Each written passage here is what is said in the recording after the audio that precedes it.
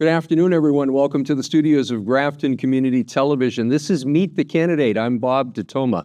My guest in studio today is Andy Jefferson, who currently sits on the Grafton Select Board as vice chair, and he's running for re-election. Welcome. Thank you so much, Bob. Do you have a list of committees that you serve on other than Select Board? I do, and I memorized them all. Oh, well, take it over. I had a whole little intro, and I was even going to mention the vice chair part. I finishing my first term on the Select Board. I've served as the vice chair for the last 2 years. I served on the Finance Committee before that.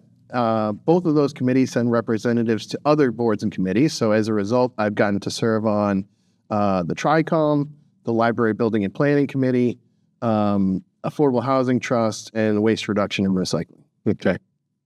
See, that was the part of the project that I forgot to do. Or to add one in? And bylaw review. I don't want to miss bylaw review. Bylaw review. Yeah. Okay. That was, it was an experience. It was something that was overdue. I got to serve on that one with some really talented, very technical people like Dave Robbins, Greg Marr, Skip Currier, and Brian Langevin. They were just, it was an enlightening exercise. I'll put it that way. Serving on any committee is an experience. Oh, for sure. And you can read that more than one way. So let's start off with the most important question. So tell me about the thought process about your election video. So it was one of those, hey, I got kind of a goofy idea. And Colleen is my wingman through and through. Honestly, there's really nothing that I do that I don't talk to her about at first, just to get that alternate opinion and feedback and whatnot. So, it's almost like the inmates running the asylum in that regard. I said, hey, I got what I think is a funny idea. And she went, I think that's a hilarious idea and we should absolutely do that.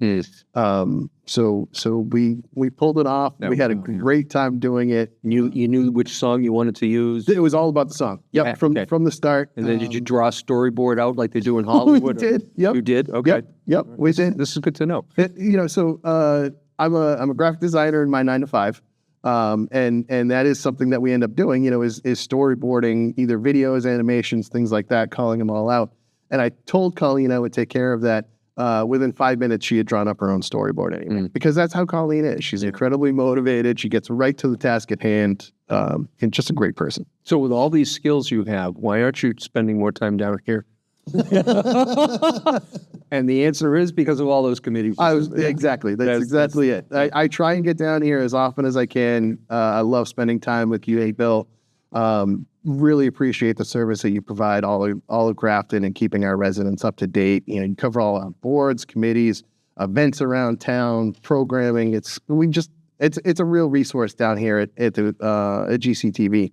And I try to spend a lot of time up at the municipal center too, just talking to different departments, check in, see how things are going. It helps us evaluate how the day-to-day operations are going and what we could be doing better, what seems to be going well, all those good things. So assuming you are elected, what's going to be the top priority for you? So I think there's a couple. It's probably an A and a B. The top priority, I think, has to be the budget heading into this year. The budget that we've all just seen recently, or the next budget? The FY27 budget. We just wrapped the FY26 budget. There was a lot of discussion, a lot of rapidly moving information as we went through that. A lot of changes. I don't feel we quite got to the situation that we wanted to get to or that we were hoping to get to. But we were able to come up with a solution to get us through to FY27. But that FY27 budget isn't without its difficulties right now, and we need to start soon on this and really, attack it much sooner than we did this year.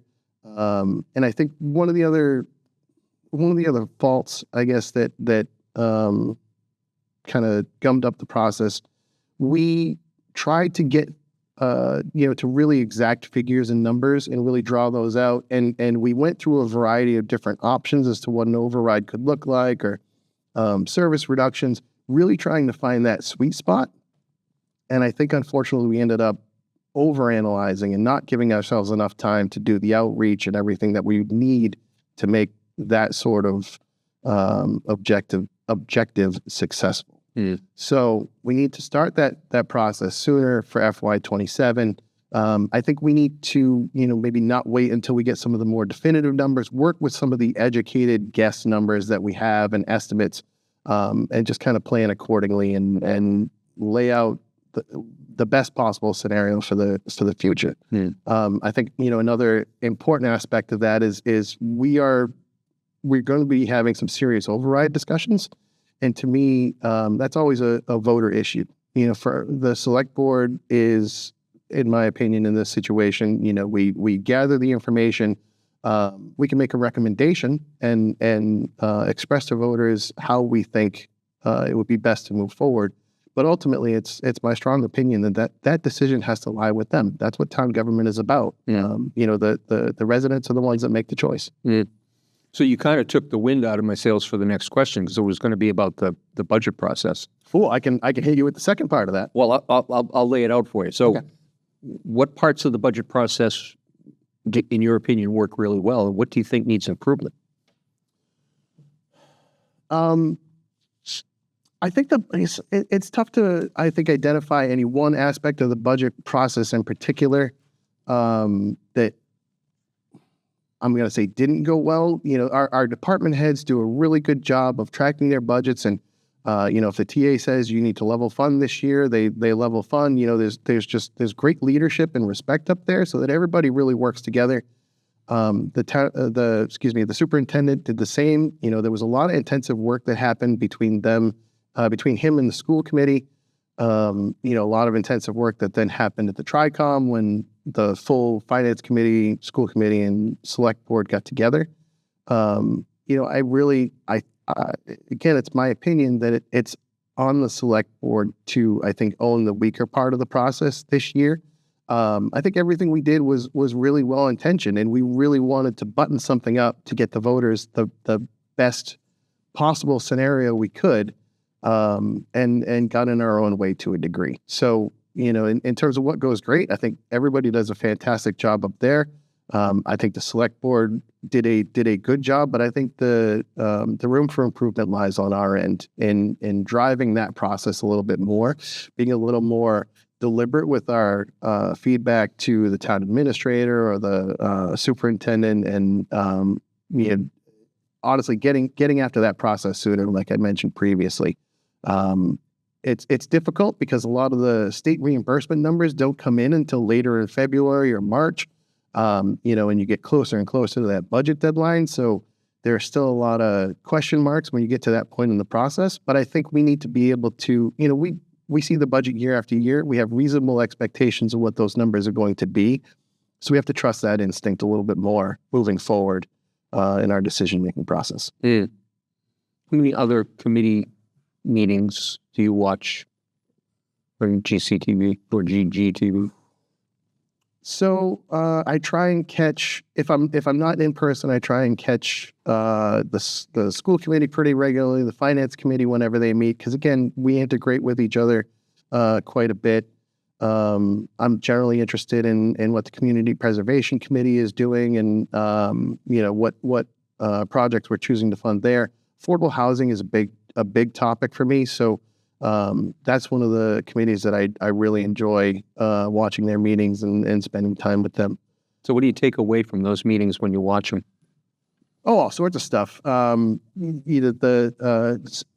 the thing. Like, taking Affordable Housing Trust, for example, and reaching back to our interview 3 years ago when we were in these not same seats, we were standing here, but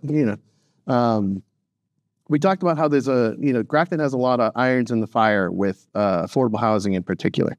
And all the projects that you and I talked about 3 years ago on that interview, 2 of them are coming to fruition right now. It takes a really long time. We started talking about UPS, and I know that's not affordable housing, but that project started, I think 2018 initially, and they've just broken ground on that. So it's one of those things that, even though it feels like these things come in quickly, it really takes them a long time to execute. So, with a committee like the Affordable Housing Trust, you might go through several months of what we'd call just kind of standard bookkeeping meetings, and then all of a sudden the project picks back up. One of the projects, we'll say will pick back up.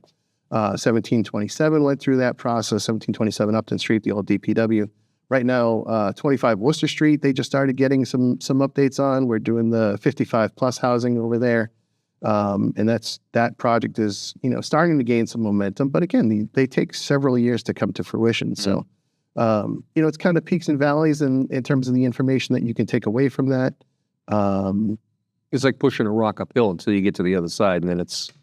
Yeah, and then honestly, there are times where you get to the other side and you have to switch and slow the rock's descent, But throughout the budgeting process, select board would meet on Tuesday, finance committee was meeting on Wednesday, school committee would meet the following Tuesday. And each one of those days, the budget projections changed drastically. So there's just a lot that you have to keep up with in your downtime when you're not actively at a select board meeting. Here's your question from out in left field. Let's take a deep breath at yours. All right. Grafton's a sailboat. Do you stay the course? Do you adjust the sails? Or do you alter the course? That is a good thinker right there, Bob. I appreciate this. I think Bill told you to say that's a great question. No, I never take the bait on something like that. I'm not super nautically inclined either, so I wish I had a good analogy to make here. I think we're probably the sales could use a little bit of adjustment. I don't think we abandon the course. I think staying the course is the right move. I think we're making a lot of positive headway and moving the town in a great direction. But like anything else, it takes minor course corrections along the way and things like that. So I guess it'd just be more about trimming the sails a little bit. Really, really fine tuning and dialing that in. Okay. And I don't think you're ever done with that, or again, maybe I'm misunderstanding the analogy. That's entirely possible. Well, no, your description is fine, because you think about when you drive your car, you're constantly just adjusting the wheel. Yeah. All right, I'm going to give you the final minute to talk to the voters at home, and just like we talked about the pregame show, your camera's over there. Hi, everybody. I'd like to start off by thanking Bob and Bill here at GCTV for all their hard work and for hosting the candidates here. As I mentioned, I think some really good work has been done by the select board over the last 3 years. It's been some of the most rewarding experiences I've been able to contribute to and be a part of. There's still plenty of work to be done, and I'm excited for that opportunity, and I'd be honored to represent you for another term. The last day to register to vote in the local election is May 2nd. If you're unsure about your voting status, I'd recommend reaching out to the town clerk's office. I'd like to thank everybody for their ongoing support. It's meant the world to me. And I'm asking for one of your votes on Tuesday, May 20th. Thank you so much. Thanks for coming by. Thank you, sir. Appreciate it. On behalf of all the talented people who work here at Grafton Community Television, thank you for watching. I'm Bob Detoma. This has been Meet the Candidate.